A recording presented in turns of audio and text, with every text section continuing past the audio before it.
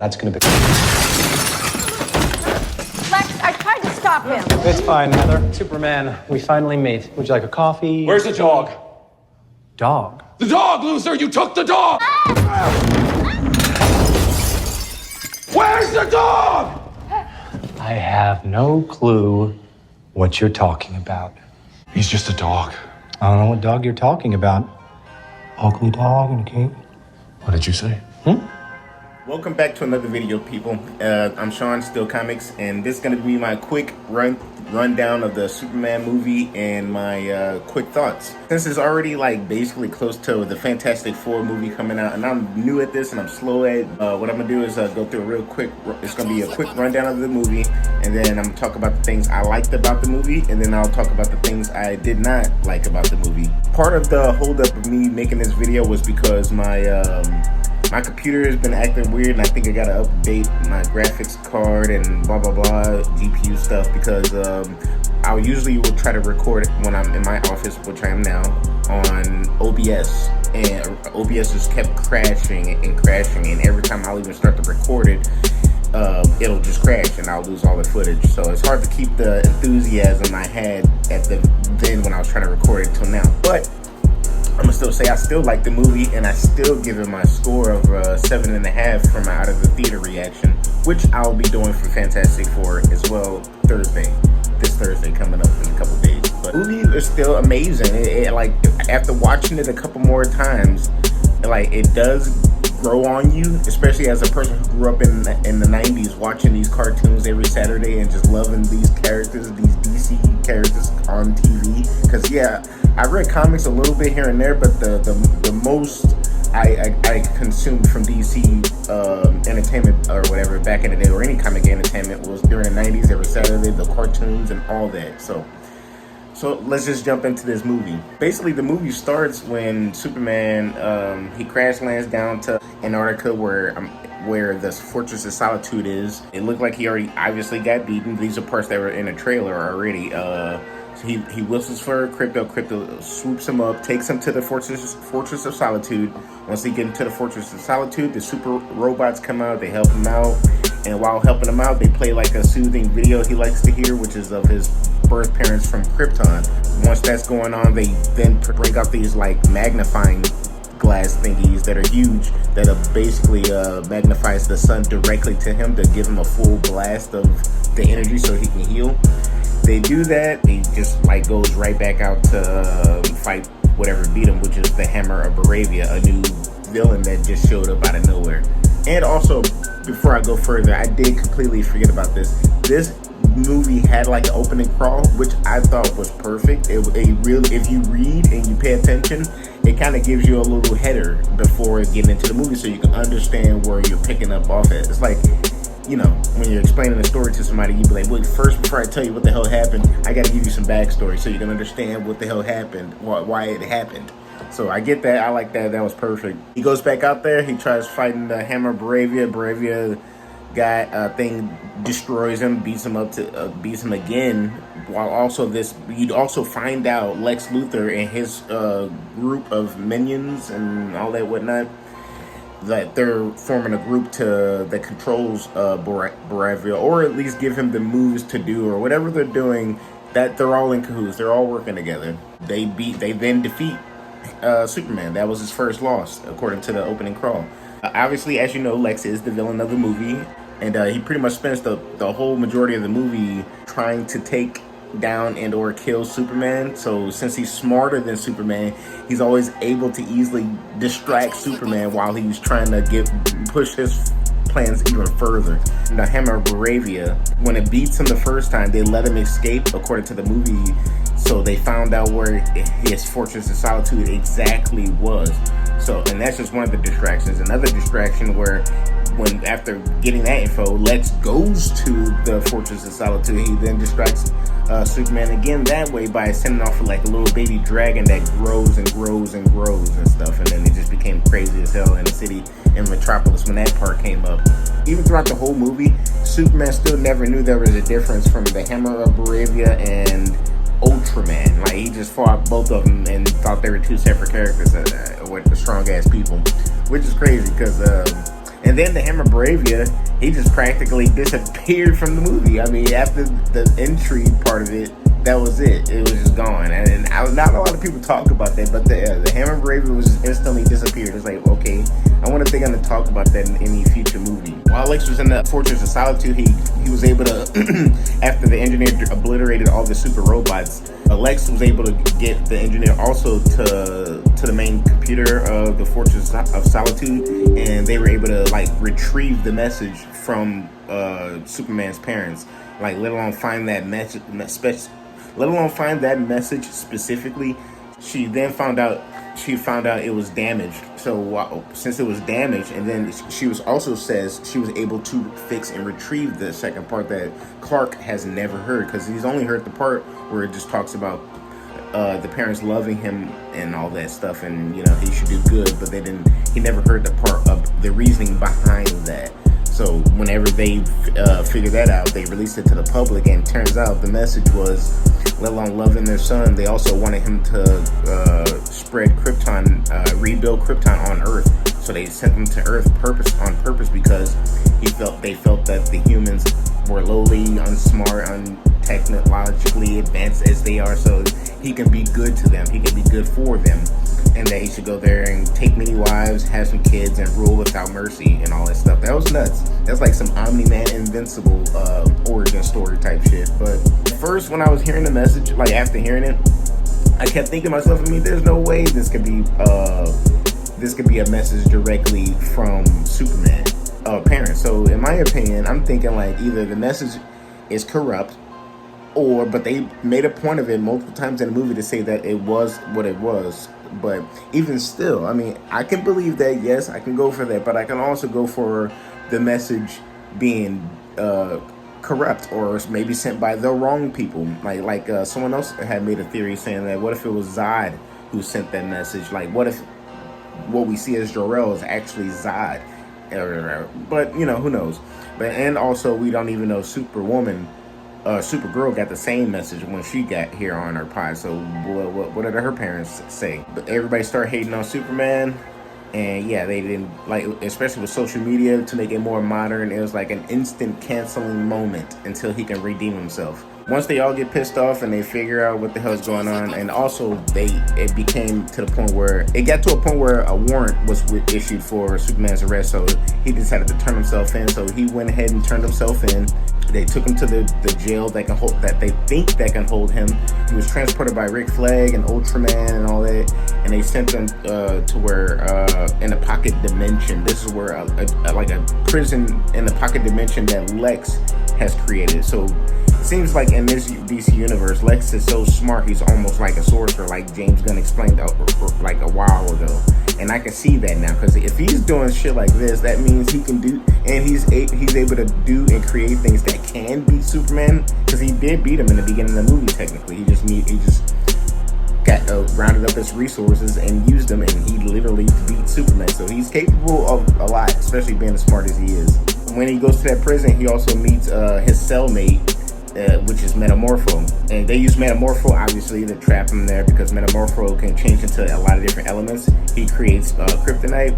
Kryptonite weakens the hell out of Superman, and then further after that, you see Lex come back to the prison while Superman is even weaker from the kryptonite poisoning. He interrogates him, and he brings the dude who tried to help Superman get out of the hole earlier in the movie, Malik Ali, I think that's his name.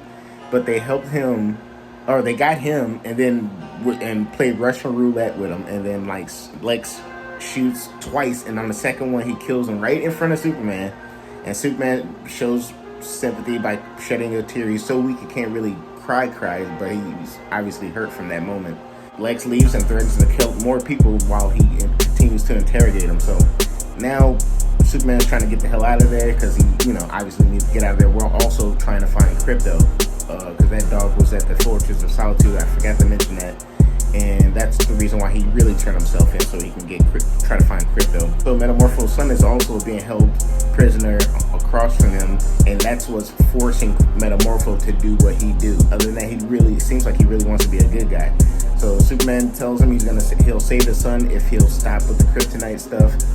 It took a little minute, but Metamorpho decided to get on the side after the killing and healed him. He created like a little sun, healed Superman. Superman flies over, busts through the cell, retrieves his son, and then they have like a crazy battle just to get out of there. Because Lex Luthor army people, they're called Raptors, and they go and fight Superman.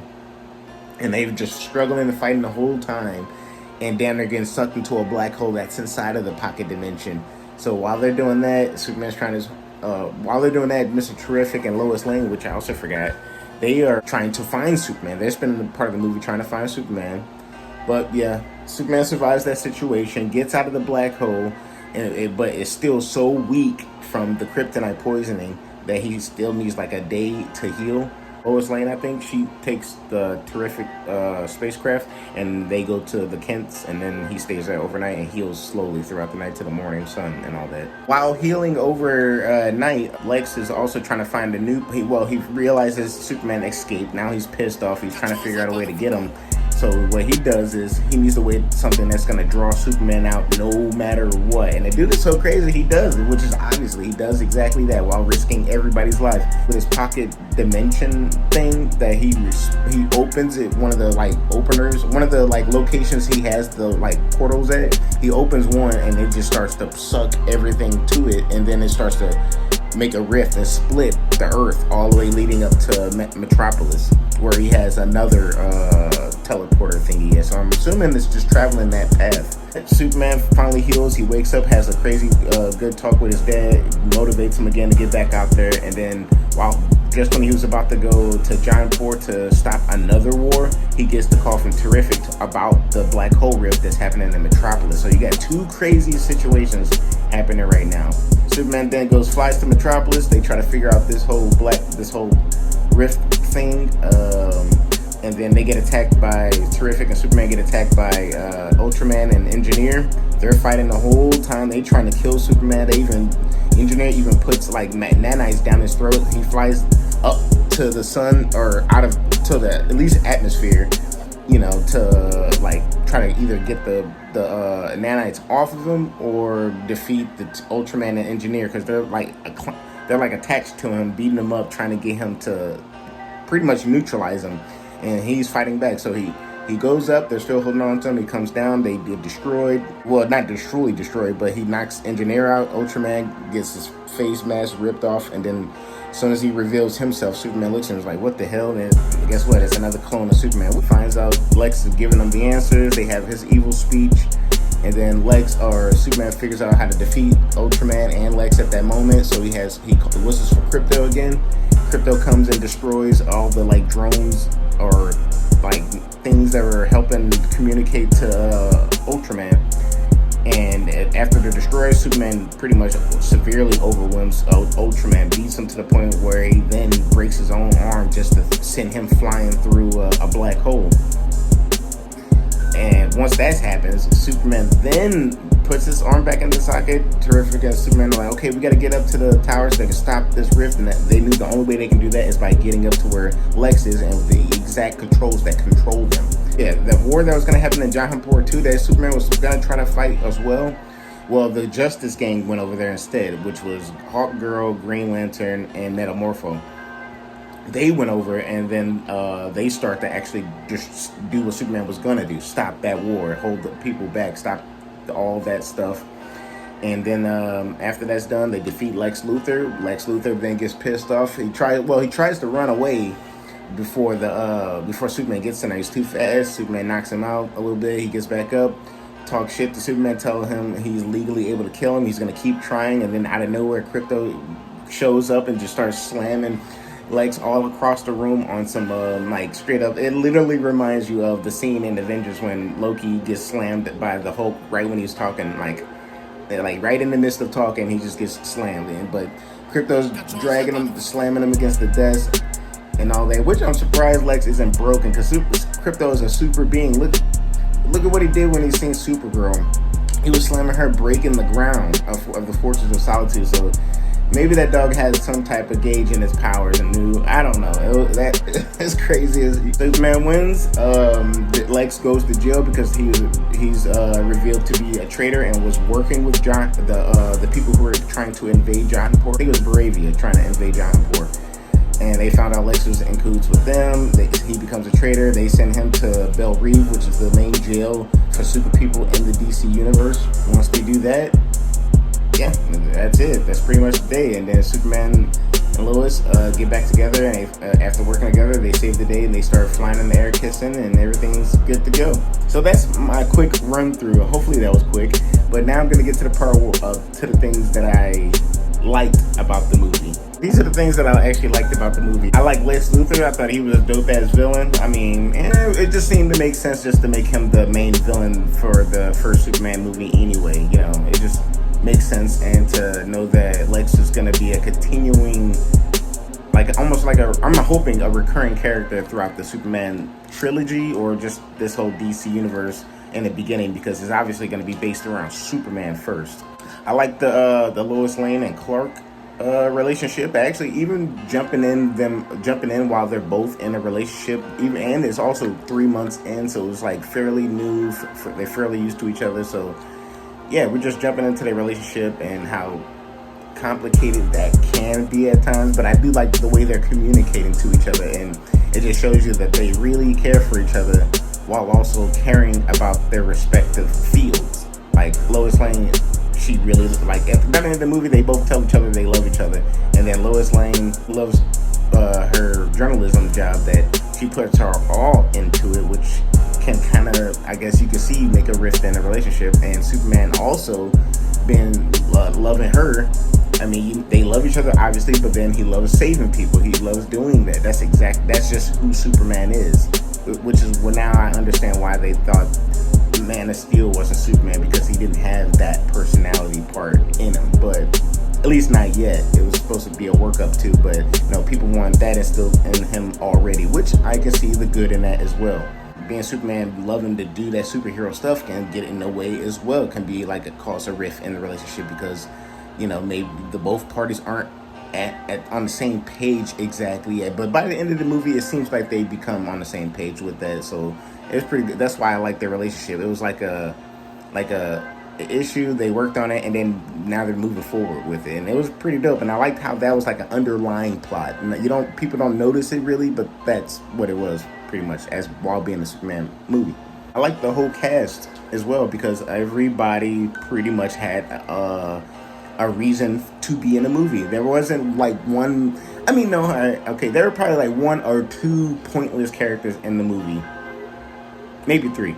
But other than that, every character introduced, even seen in the trailers, had a pivotal part in the movie, and that will either it paid off in the movie then, or you'll see repercussions of it in the future. Like I know James gonna say he don't like to put Easter eggs in this shit, or things in the shit that's gonna pay off in the future, but you can tell there are so many things in this movie that happened that can be easily grabbed upon and paid off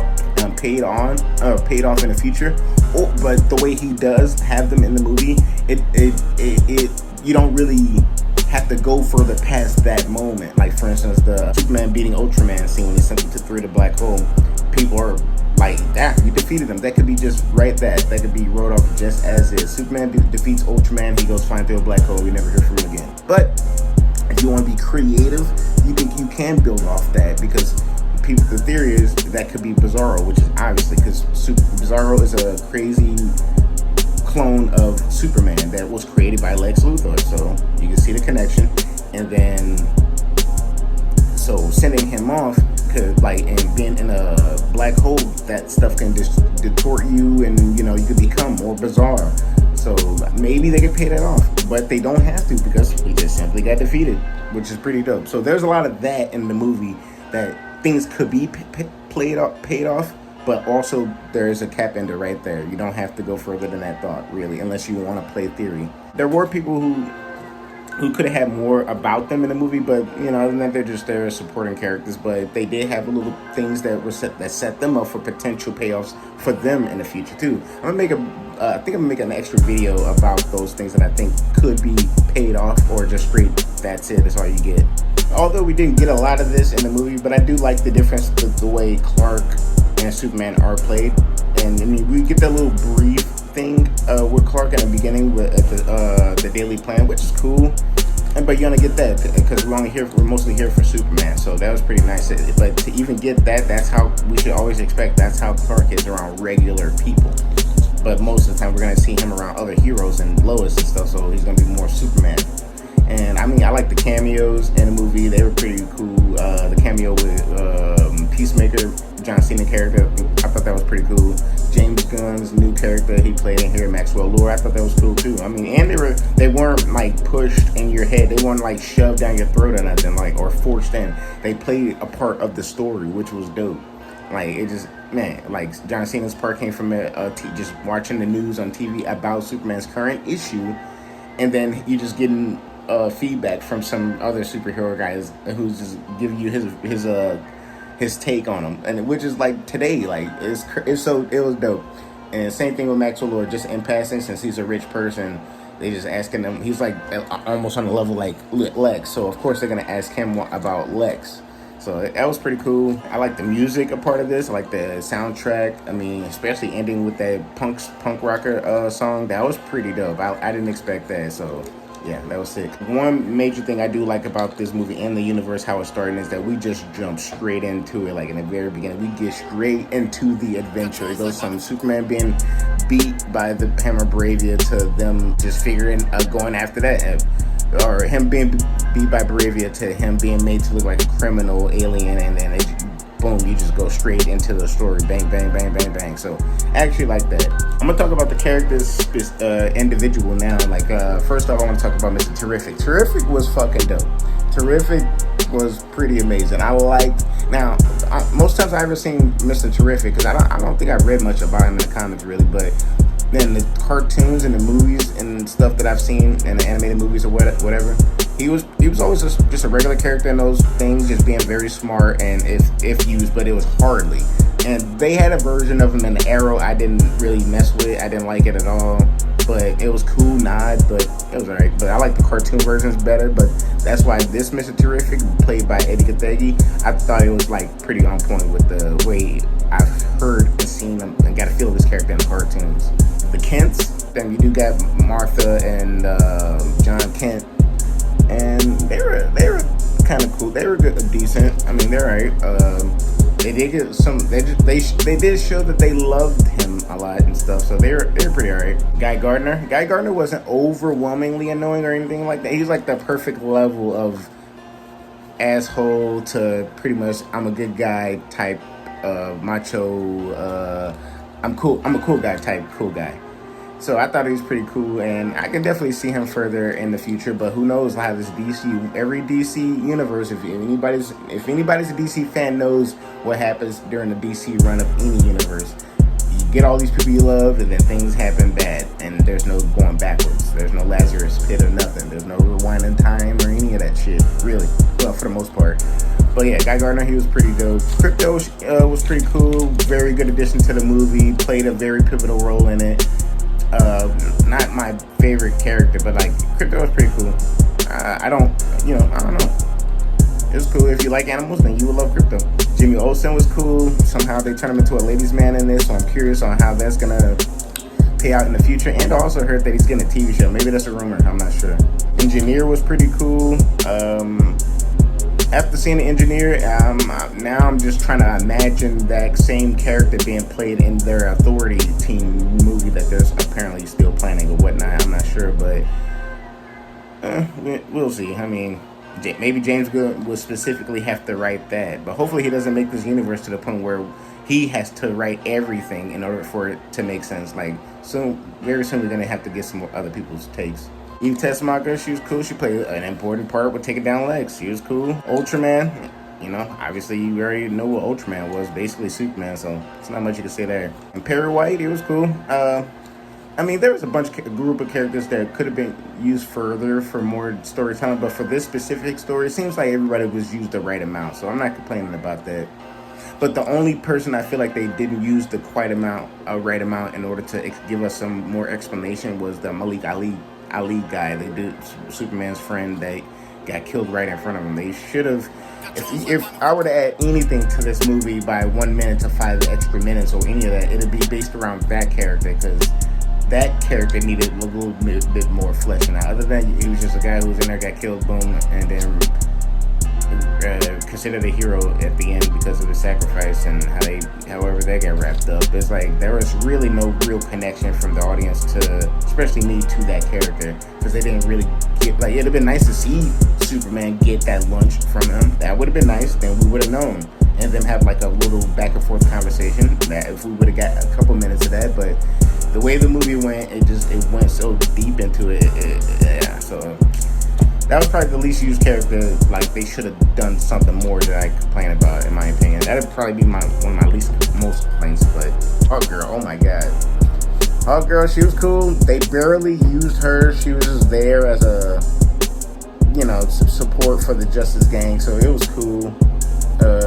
I could see more about that character being fleshed out in the future based off how she was used in the movie. Wasn't used a lot, but the scenes that she had, or the very last scene she had, basically seemed that they may build on that, like, because she killed the leader of Baravia. She just dropped him to his death, and now even on the social media they released a statement from the Justice Gang from the movie. It was funny, but that they got her back and they needed to kill that guy or whatever. But yeah, if she's willing to do some stuff like that, that means she got some deep secrets. Maybe they'll play off that in the future on why she's that way, or who knows. But we'll see.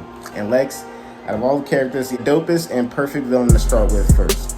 The only thing that I didn't find I like about this movie with Lex is, but that was off, that I couldn't even see this happening even in Man of Steel. They wouldn't have shown this, but it's the scene's already gone. It's there. It happens. It's part of the movie's canon. But I just can't believe, how do they show a scene where Superman is laying down hurt? Obviously, he can't move. Kryptonite, we get it. But they show a scene where Lex Luthor shoots the dude point blank in the head, kills him. So Superman now knows Lex Luthor is a full-blown murderer. He knows. He witnessed you kill somebody. That alone can send Lex to prison forever, beyond just being a traitor shit and treason, and however he's going to pay his way out of that. But Superman saw you kill a guy. You should be going to jail forever. Superman should be 100% against you after that.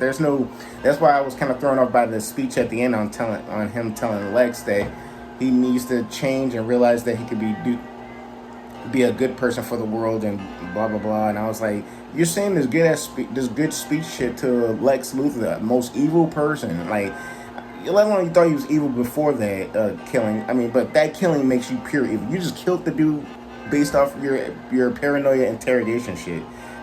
Honestly, I would have rather seen the dog get punched clip than see this clip. But they made their decision. I just can't. If you want Superman to be hopeful, how can you do that and then still have Superman?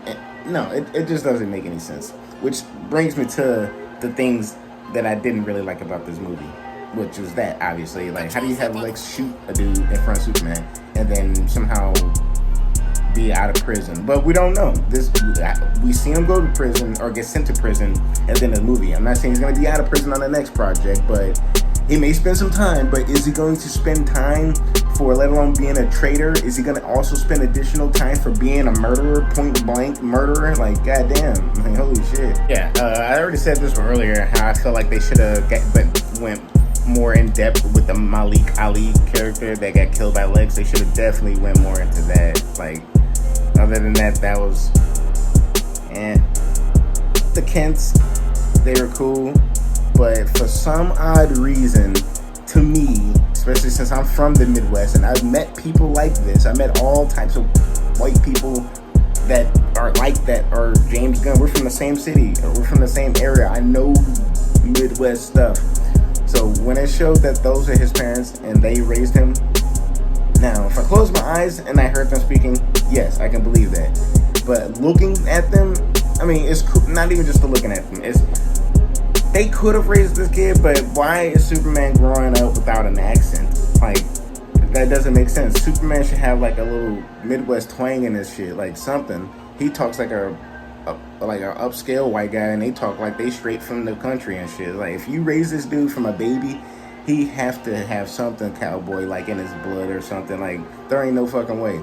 Or like, that's why, like, in my opinion, I like the Man of Steel Kents better, and I even like the Smallville Kent family better. They seem more legit, like, cause their accents were more pure, or not pure, but were more